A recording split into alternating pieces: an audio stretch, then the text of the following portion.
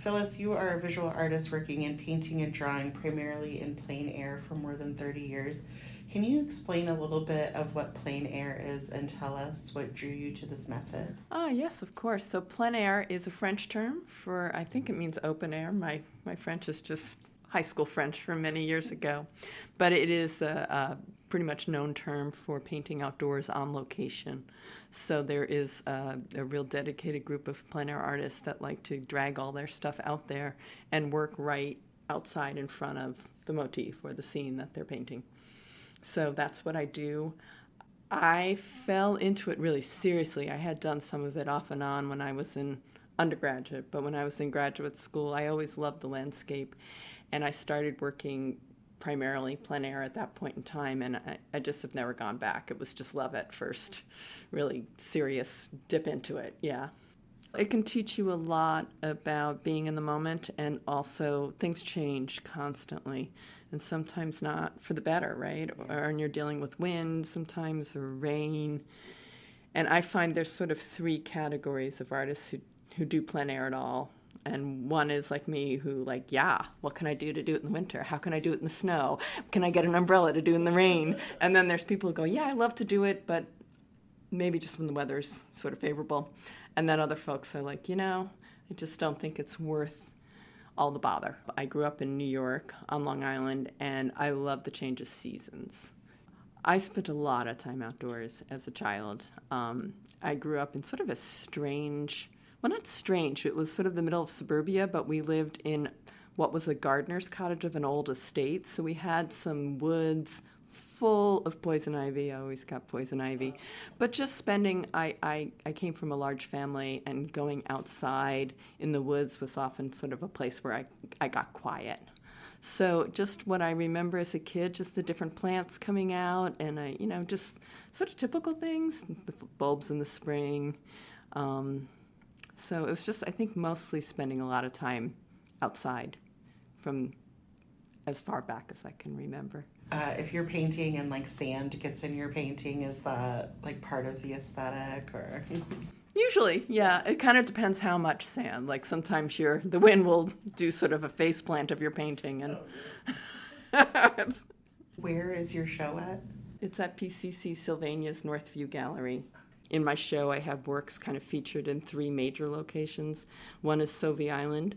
A lot of those are done in the summer when the refuge is open, fully open, so I can kind of hike in and find sort of some of my favorite spots. And then in the winter, I often like to go up and paint in Forest Park. And I don't like that as much in the summer because it's sort of a green wall. There's so much green where I get to see more space through the trees in the winter. But when I first moved back to Portland from Southern Oregon in 2012, and I was so close to Forest Park, I just started setting up my easel in there, and I was just like, which way do I paint?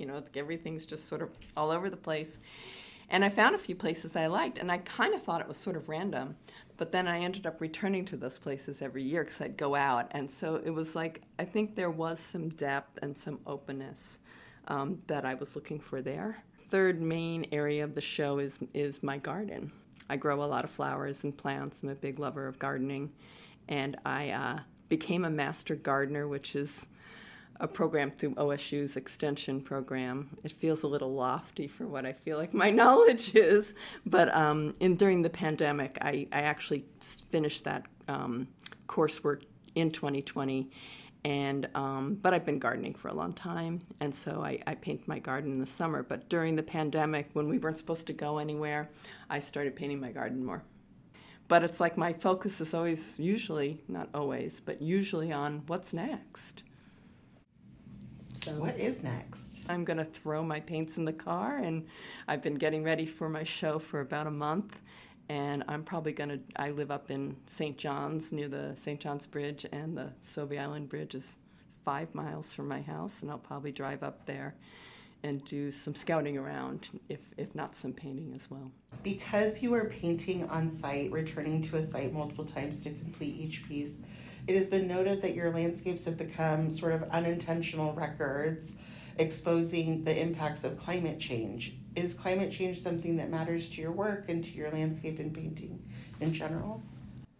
Yeah, I think it's because I'm not a scientist. I'm not someone who has, I've been sort of someone who has supported environmental causes for many, many years, for decades before climate change became as much of an issue as things people are talking about now. But it has always concerned me. But when you go out to the same places year after year after year, you watch things change. You watch things fall down. You watch things die. You watch new things come up. There are spots that I don't go to anymore because it's grown in too much and I can't get the view through that I used to like. And then there's new spots that open up because something's fallen down or something has changed. So I go back. I mentioned Sauvie Island's refuge is closed for part of the year.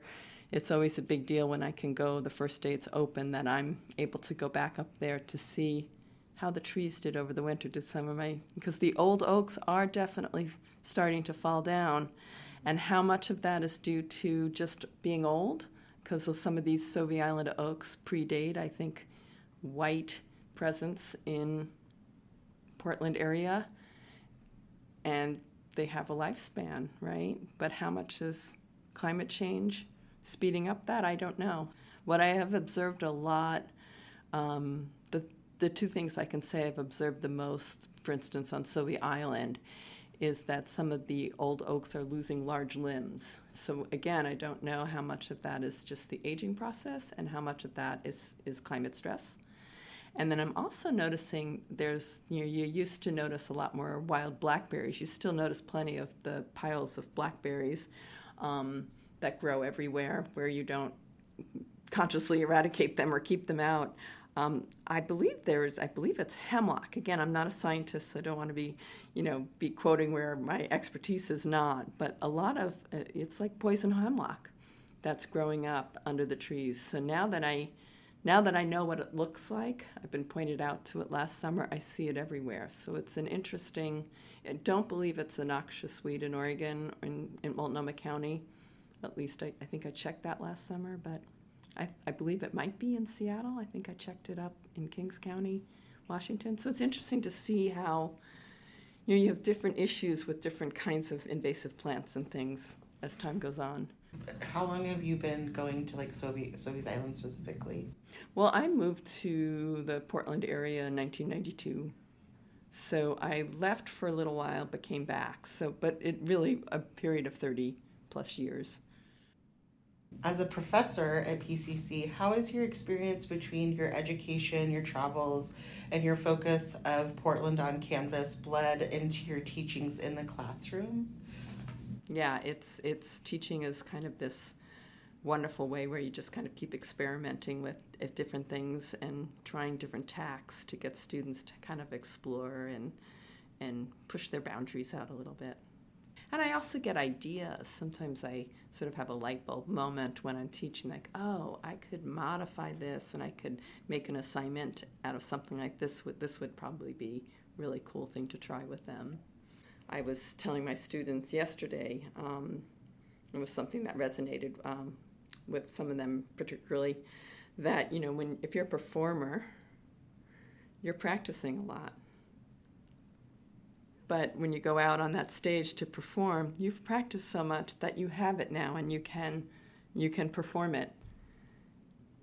But when you're painting or drawing, it's on that piece of paper, and somehow we think it's supposed to be right the first time, but we negate the hundreds or maybe thousands of times that you had to do it if you were like a drummer or a ice skater or a singer or whatever, what have you.